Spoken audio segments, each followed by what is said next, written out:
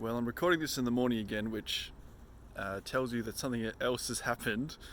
And so basically, as soon as I finished recording the video yesterday morning when I was sitting having breakfast in the rain, I checked my tyres again, and the tyre that I had just fixed was flat again. So I couldn't believe it. My face was in my hands. So I took the tyre off again.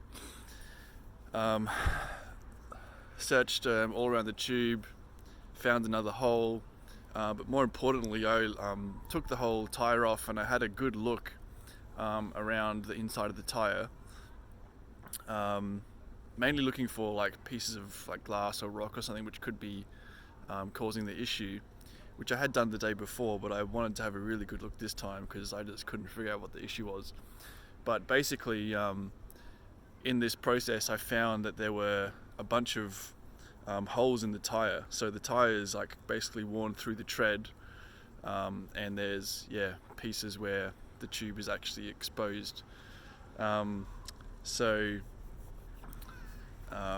remembered I had some like tyre boots that I had bought a while ago.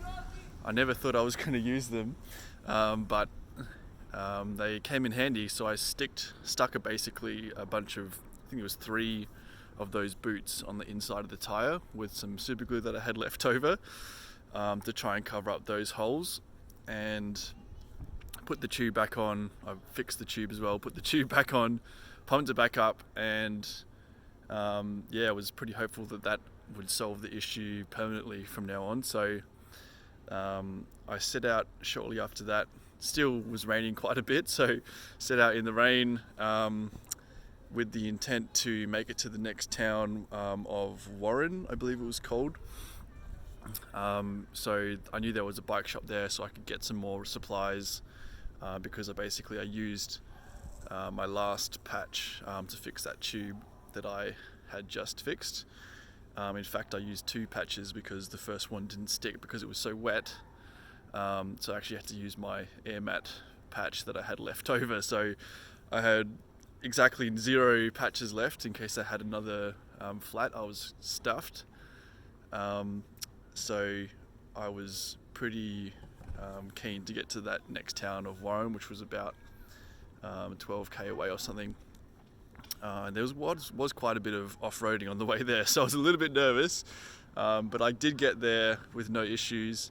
Went to the bike shop and spoke to the guys there. There were these kind of hipster German guys with the stretchies and the ears, and I think they thought I was a bit of a ding-dong. They were a bit dismissive of me, which wasn't very nice actually.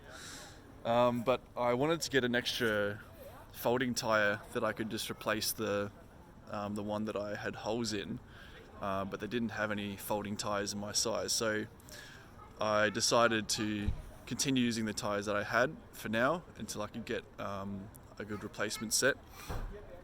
Hopeful that the boots that I had put on would permanently fix that problem, because I googled it and it said once you've put those boots on they should fix it permanently. So I was pretty hopeful that would be the end of those my woes with the flats,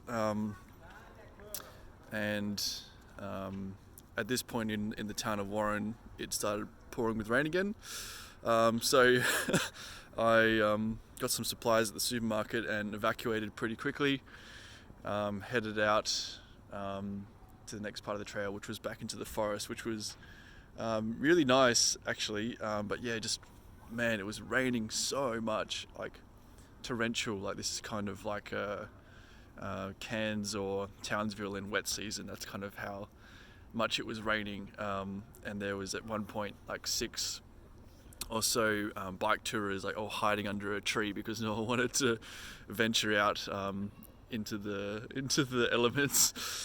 And there was a girl running through the forest, and she had like a coach on like a bike behind her, doing some training or something, and I just thought that was remarkable. Like, who would be training in this weather? It's ridiculous, but maybe she's going to the Olympics or something. Good on her. The day continued. Everything was going more or less to plan. Didn't really have any further issues It was raining a lot, but then in the afternoon the rain cleared up, and it was quite beautiful actually. And there was big fields of sunflowers, which were really quite picturesque, and I began to appreciate the landscapes I was riding through once again, with the with the knowledge that I had fixed the issues with my tyres and that I was going to be all good from now on. So I continued, eventually made it to this little campsite here, which is quite nice, and the owner actually, I guess maybe him and his wife, I'm not sure, but they bake bread fresh in the morning, so I got a couple of fresh croissants for breakfast and for some snacks on the road today, which are really awesome. Fresh croissants are pretty hard to beat, although I have to say it was very expensive. Not the croissants not too bad, but the campsite itself was it was over 22 euro or something, which was about $40. If you include the shower, which was another €5 or something. And there's no Wi-Fi, and there's no electricity, and there's no kitchen, so bit of a rip-off in my opinion, but that's camping in Europe, I guess. And I had a nice chat over dinner, sort of, with another old fella who's cycling pretty much the similar route to me. He's come from Oslo, I'm pretty sure, and he's heading to Berlin, but he's on an e-bike, so he's doing like 160 k's a day, and he must be in his late 60s or 70s, so yeah, I feel a little bit emasculated, I guess you could say, but it's not a fair competition because he's on an e-bike. But yeah, he was from North Italy, so he spoke German and Italian, but his English was not very good, so we were able to talk a little bit. He was very nice, but our conversation was not completely coherent, I guess you could say. On top of that, there was a nice German couple traveling with I think 3 young kids as well, and I chatted to them a little bit over dinner and over breakfast this morning, and they even gave me some fresh honey from their farm, which was really nice. But anyway, the reason why I'm recording this, it's 11:20 at the moment. I should have left already, but basically after I had breakfast and spoke to the German family this morning, I went back to the bike and had another flat tire. Yeah. So I guess overnight the tire had deflated again.